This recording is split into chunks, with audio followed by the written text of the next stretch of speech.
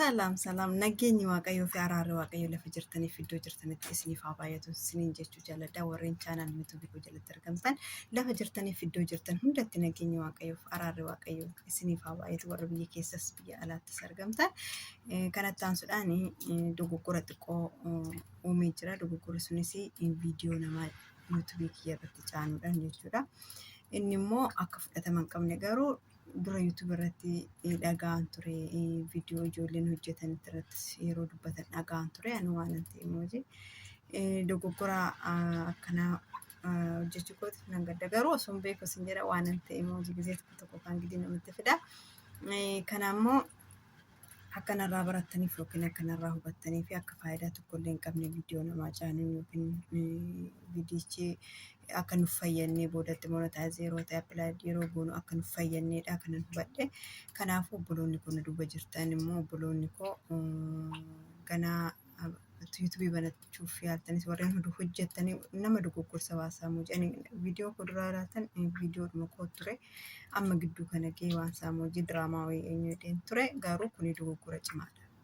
fi akkasuma lifaatedhuma malee bu'aa tokkollee akka hin qabne dhari'oo tokko irraas kan hubadhe dhari'oonni koo keessanis warreen natti himaa jirtan galatoomaa waaqayyo sinaa eebbisu eebbifamaan siniin jedha viidiyoon kun si fayyadu sim jettee amma xaarii bichaa sitti ta'a yookiin lifaatii bichaadha malee boodaaf si fayyadu warreen naan jettaniif dachaa naa galatoomaa obboleewwan koon siniin jedha obboleewwan dhugaa obboleewwan qaalii siniin jechuun jaaladha. Innaa kanatti aansuudhaan dhaamsi nan obboloota kootiif qabu osoo danda'amee viidiyoo ofiitiin bakka waan jechuun bakka normaalii yuutuubichi maal barbaada viidiyoo keenya dhuunfaa keenya barbaada malee viidiyoo nama tokkollee akka hin barbaannedha kanan hubadhe so yeroo tokko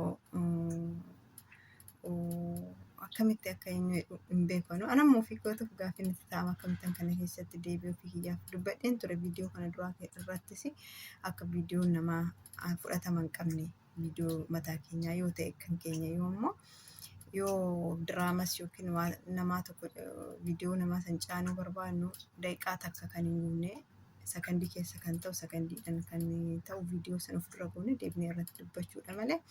finneetuma akkasitti yoo caanne har'aaf sabskraabiinis biyuunis ba'uu danda'a jechuudha kuni dogoggora cimaadha booda maaliif seete abbaa viidiyichaa yuutuub irratti viidiyicha caanee jira waan ta'eef nuuf fayyadu. Immoo har'a xaaruun keenya boru namatti hin ta'uuf ittiin jijjiiramuu fi kan yaadne ittiin galma ga'uuf waan ta'eef nu fayyadu isiniin jechuu jaaladha obboloowwan koo akka dhaamsatti akka gorsaattis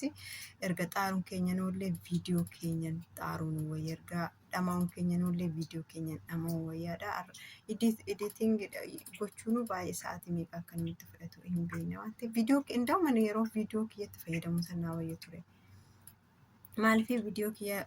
na waraabadha normaal editingii bakka editingii ta'uu qabutti nan sirreessadha isaan booda poostiin godha yeroo sawwayyaa garuu inni kun xiqqoo baalaaritti waan beef na dogoggorsa jechuun hin danda'an dhugaa yaani sabskraayibii akkas bakka baay'ee dabale waan ta'eef natti tolee ture jechuudha kuni dogoggora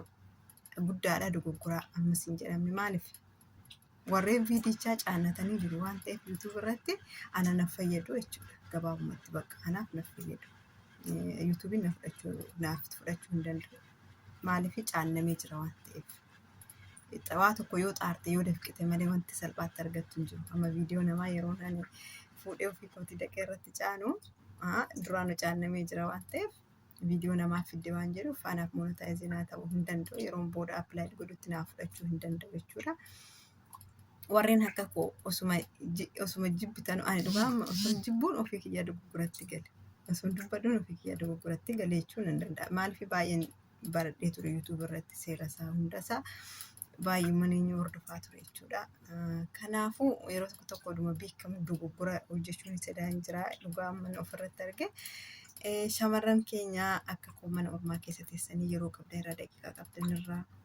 irribatti dhabdanii xaaraa jirtan viidiyoo keessanitti xaaraa isiniin jedha malee viidiyoo namaa hin barbaachisu gonkumayyuu yoo isiniif danda'ame akka obboleewwan keenya shamarranii injiroon ciccimoo gobazoota kan ta'an diraama irratti sakandiidhaan of fuuldura godhanii isa booda irraa dubbatan akkasitti yoo ta'e fudhatama qaba. Malee akkasumas jennee nuti waa gara ta'e irraa finnee yookiin yuutuub yookiin tiiktook irraa feesbuuk irraa finnee edit goonee eenyu goonee post goonu kun boodaaf nu aarsa tirfii bakka miira abdii kutannaa keessa nu gashe waan ta'eef arguma kana dhaabbachuu sirraa'u qaba jechuudha. Innaa kana isin jedha dhaamsi koo kana viidiyoo keessaniin sagaleen illee haa ta'u viidiyoo keessaniif fayyadamaa isin jedha. Kun dhaamsa obbolummaati. Na jajjabeessaa anis seera yuutuubichaa waan sirriitti hin beekneef haaraadha waan ta'eef naaf kalchaan isin jedha. Subscribe, like, share gochuun nama dhaabbatan na jajjabeessaa isin jedha. Anna kanuma viidiyoon koo irraa mata duree yookiin immoo waa tokko qabadhee waan hin dhufneef kanumadha isin jechuu jaalladha. Viidiyoo koo like, subscribe gochuu hin dagatinaa. Mata duree biraa yookiin ajandaa biraa qabadhee amma viidiyoo kiyyaan dhufutti like, comment, subscribe gochuun na faana ta'aa isin jedha. Galatoomaa fayyaa naa ta'a lafa jirtan hundatti. Gorsi koo yoo isinitti tole like, subscribe na godhaa. Bye bye.